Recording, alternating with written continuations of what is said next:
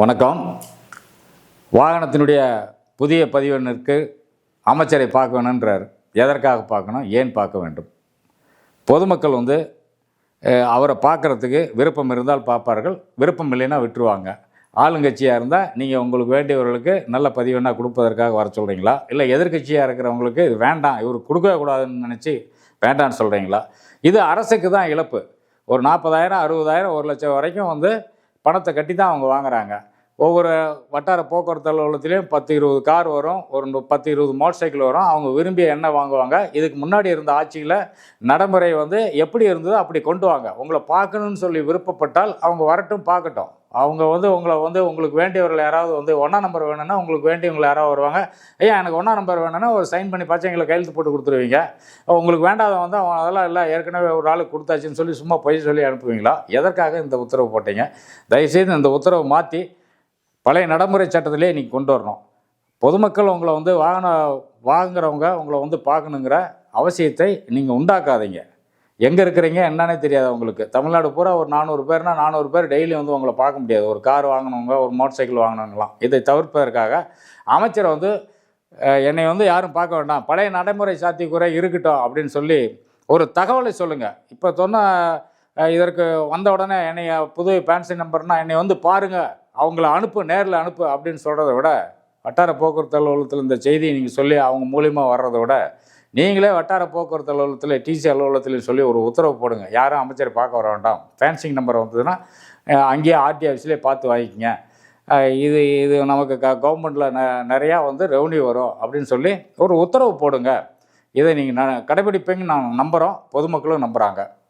இப்போ பள்ளி கல்லூரியெல்லாம் திறந்துட்டாங்க. விபத்தை குறைப்பதற்கு பள்ளி கல்லூரியில் ஒரு பாடமாக வைக்கணும். இந்த பாடத்தை நடத்துவதற்கு டீச்சருக்கு ஆர்டிஓ ஆஃபீஸிலேருந்து ஆர்டிஓ, ஜேடிசி, டிடிசிலாம் போய் ஒரு வெள்ளிக்கிழமை ஒரு 1 hour எடுத்துங்க. அந்த டீச்சருங்களுக்கு எடுத்து இந்த மாதிரி இந்த குழந்தைங்களுக்கு ஒரு 15 நிமிஷம் சாலை விபத்து எப்படி கடந்து போகணும், எப்படியெல்லாம் போகணும், நம்ம 3 பேர் மோட்டர் சைக்கிளில் போகக்கூடாது, ஆட்டோவில் 10 பேர் ஏறினா நம்ம ஏறக்கூடாது, நம்ம அப்பா அம்மா சொன்னால் கூட நம்ம போகக்கூடாது, பஸ்ஸில் 60 பேருக்கு 50 பேருக்கு 100 பேர் ஏற்றக்கூடாது. இதெல்லாம் நீங்கள் ஆர்டிஓ ஆஃபீஸில் ஆர்டிஓ எம்இ இன்ஸ்டியூட்டருங்களாம் அந்த கிளாஸில் டீச்சரை உட்கார வச்சு சொல்லி இந்த பாடத்தை ஏன் ஸ்கூலில் நடத்தக்கூடாது? ஸ்கூலில் நடத்துனீங்கன்னா விபத்து குறையும். விபத்து குறைவதற்கு ஒரு காரணம், இன்றைக்கி 2 வீலரில் 3 பேர் குழந்தைங்களை ஏற்றிட்டு போகிறாங்க, 4 குழந்தைங்களை ஏற்றிட்டு போகிறாங்க, நடு ரோட்டில் போயிட்டுருக்காங்க. 4 மணிக்கு மேலே பார்த்தீங்கன்னா காரு, வேனு எல்லாமே வேகத்தில் தான் வராங்க. எல்லா ஸ்கூலும் ரோட்டு மேலேயே இருக்குதுன்னு சொல்ல முடியாது. பல பள்ளி கல்லூரிகள் ரோட்டு மேலேயே தான் இருக்குது, சாலை மெயின் ரோட்லேயே தான் இருக்குது. அப்போ ரோடு ஆக்சிடெண்ட்டு, சாலை விபத்துகள் அதிகமாக வர்றதுக்கு ஒரு வாய்ப்பு இருக்குது. இதை ஒரு பாடமாக நடத்தணும். அரசு தமிழ்நாட்டினுடைய முதலமைச்சரும் கல்வித்துறை அமைச்சரும் இதை ஒரு பாடமாக எடுங்க. இந்த விபத்தை குறைப்பதற்கு பள்ளி கல்லூரி குழந்தைங்களுக்கு நீங்கள் ஒரு நாள் ஒரு 10 நிமிஷம் இந்த குழந்தைங்களுக்கு காலையில் ப்ரேயர் நடத்துகிற மாதிரி செஞ்சிங்கன்னா விபத்தை குறைக்கலாம். ஆதவ் அர்ஜுன் என்ன சொல்கிறாருன்னா, விபத்துகளுக்கு காரணம் ஓட்டுநர் தாங்கிறாரு. அவர் பொய்யான ஒரு குற்றச்சாட்டு சொல்கிறாரு. அவர் அமைச்சர் ஆகிறதுக்கு முன்னாடி ஒரு காரில் போயிருந்தாருன்னா தெரியும். நடு ரோட்டில் தான் போயிட்டுருக்கிறான், மோட்டர் சைக்கிளில் போகிறவன் 3 பேர் குடிச்சிட்டு போகிறான். குடிகாரன் இன்றைக்கி அதாவது எங்கே பார்த்தாலும் குடிபோதையில் வாகனத்தை ஓட்டாதீர்கள்னா, மதுவை அருந்தி விட்டு வாகனத்தை ஓட்டாதீர்கள் அப்படின்னு சொல்லி எங்கே பார்த்தாலும் போர்டு வச்சுருக்கீங்க. ஏன் சாராய கடையில் வைக்கல? சாராய கடையிலையும் பார்லையும் ஏன் வைக்கல? அப்போ அங்கே 50 motor cycle, 100 motor cycle, 10 car நிற்கிது. காரில் குடிச்சிட்டு வர்றான், மோட்டர் சைக்கிளில் குடிச்சிட்டு தான் மோட்டர் சைக்கிள் எடுத்துகிட்டு போகிறான். அப்போ காவல்துறையும் போக்குவரத்து துறையும் அவங்க என்ன நடவடிக்கை எடுப்பாங்க?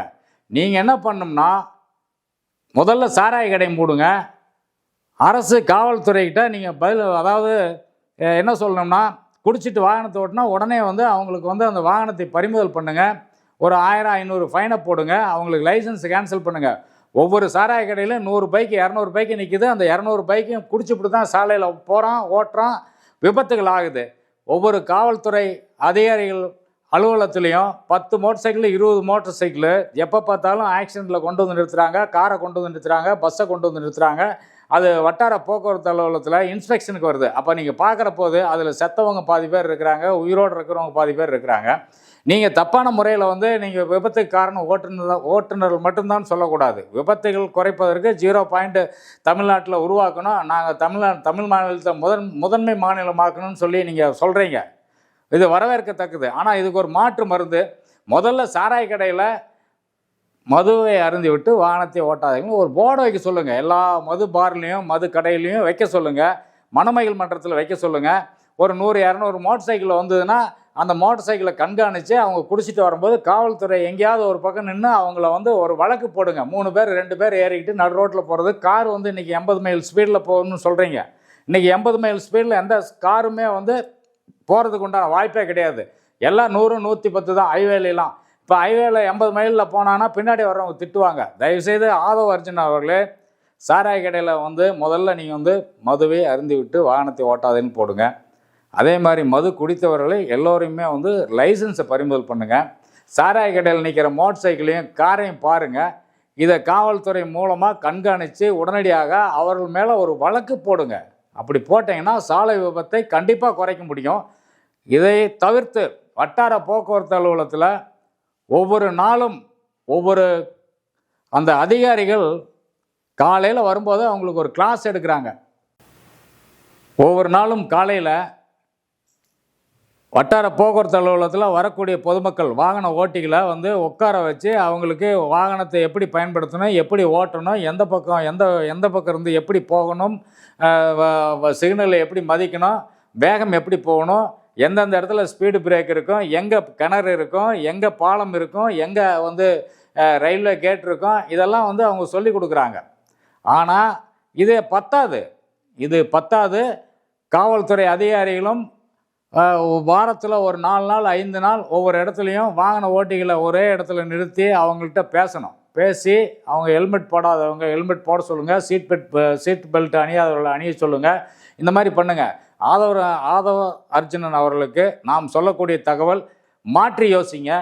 மதுவை அருந்தி விட்டு வாகனம் ஓட்டாதவங்களும் எல்லா இடத்துலையும் வைக்கிறீங்க, சாராய கடையிலையும் வைங்க.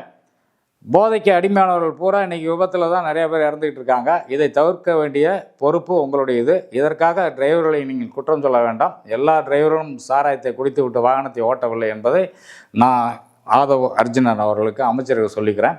நம்ம சொன்ன 3 விஷயங்களும் பொதுமக்களுக்கான விஷயம்.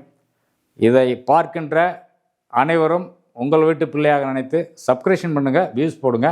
நன்றி, வணக்கம். நான் என்றும் உங்கள் அக்னி.